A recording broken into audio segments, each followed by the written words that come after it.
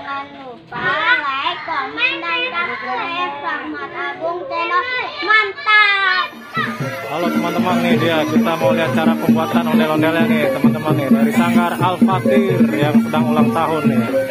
Ya, di sini juga produksi ondel-ondel nih, pembuatan ondel-ondel nih. Teman-teman tuh.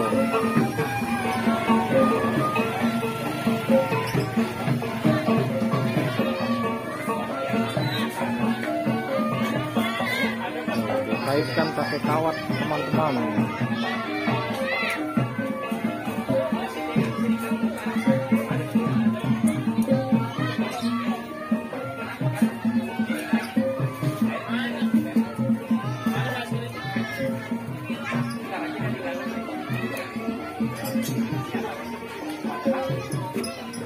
Bang, ini ukuran yang berapa, Bang?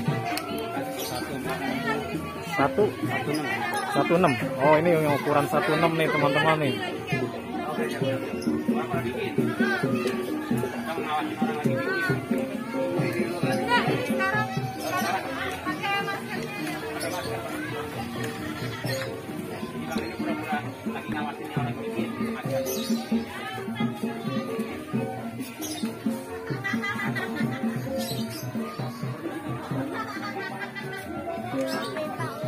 Ya, awas.